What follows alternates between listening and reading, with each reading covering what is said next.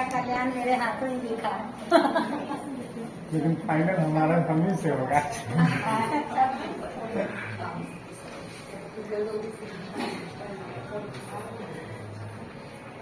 देखिए, ये छोटा सा पौधा मेरे पास भी है।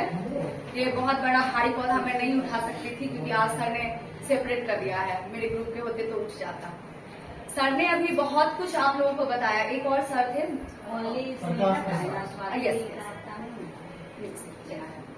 तो मेरा नाम स्निग्धा है। मैं उत्कर्मित मध्य विद्यालय कराची की विज्ञान की शिक्षिका हूँ। मेरे प्रोजेक्ट का नाम है पौधा का भोजन कहाँ से आता है।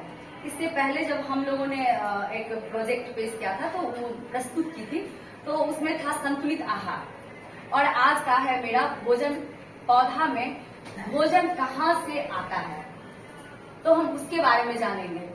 सबसे पहले तो उसका विवरण है, बच्चों में पौधा के भोजन प्राप्ति का प्रक्रम बताना तथा कार्बन डाइऑक्साइड और ऑक्सीजन का संतुलन बताना।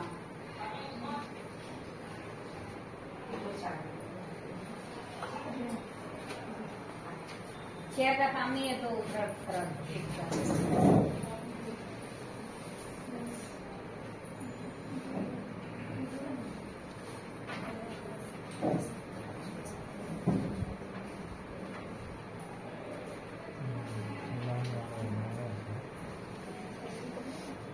पौधों में भोजन कैसे प्राप्त होता है वो तो सर ने बता दिया, दोनों सर ने बता दिया है।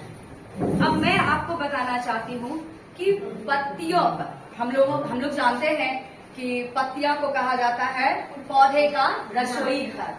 तो इस रसोई घर में जो खाना बनता है उसमें किसकी सहायता से खाना बनता है, ये भी जानना बहुत जरूरी है। तो यहाँ पे मैंने एक ये लीफ है हमारा।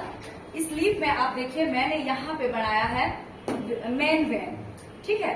एक इसमें होता है मेन वेन आप इसे भी, ये मोटा मोटा जो है ये लाइन, इस लाइन को भी बोल सकते हैं।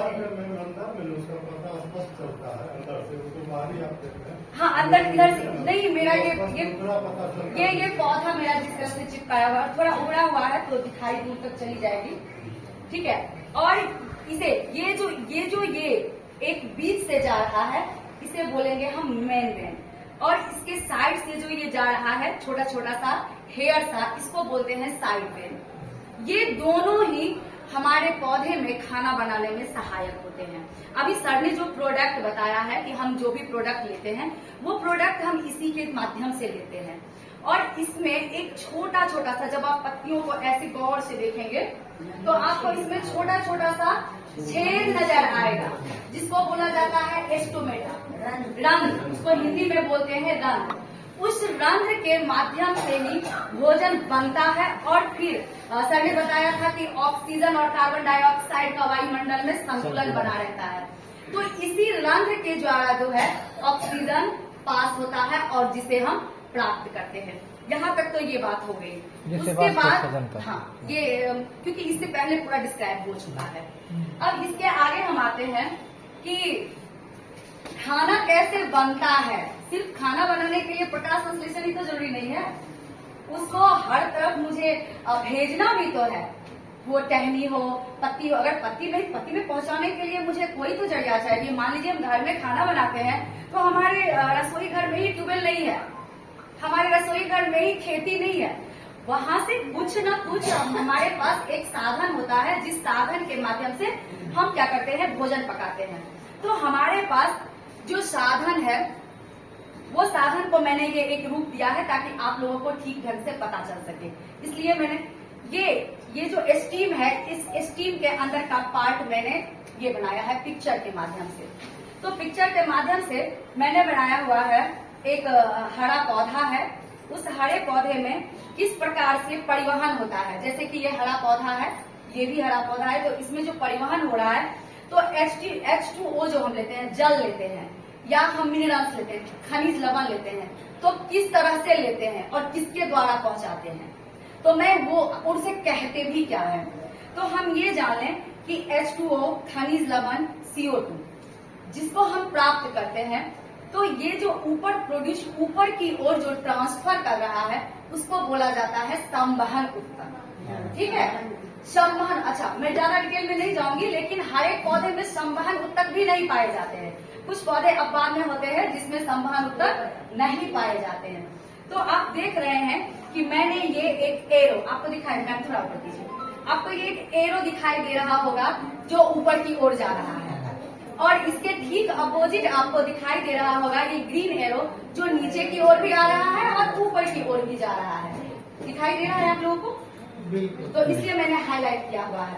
तो ये जो स्टीम है, इस स्टीम के अंदर ये जो एरो ऊपर की ओर जा रहा है, ये हमारे H2O यानी कि जल को और खनिज लवण को ऊपर की ओर प्रोड्यूस कर रहा है। अब क्वेश्चन मन में आएगा, आप लोगों का तो बहुत अच्छे योग्य, बहुत ज्ञानी लोग हैं, नहीं लेकिन बच्चे जरूर पूछेंगे कि मैडम इसमें ऊपर की ओर ही एरो क्यों है, इधर वाले में तो नीचे की ओर भी है, तो इधर क्यों नहीं है नीचे की ओर? तो मैं बता दूं, मैंने यहाँ लिखा हुआ है कि जल एवं खनिज का संवहन ये जो है हमेशा एक तरफा संवहन होता है पौधों में। यहाँ तक क्लियर है? अब आते हैं हम फ्लोएम की ओर, जहाँ पे भोजन प्रोड्यूस होता है। फ्लोएम का कार्य है भोजन को हर एक भाग में पहुँचाना। ठीक है, थोड़ा सा प्रॉब्लम हो रही है मुझे। अच्छा है, ठीक है, बहुत बढ़िया। तो मैं यहाँ पे ये देखिए इसको,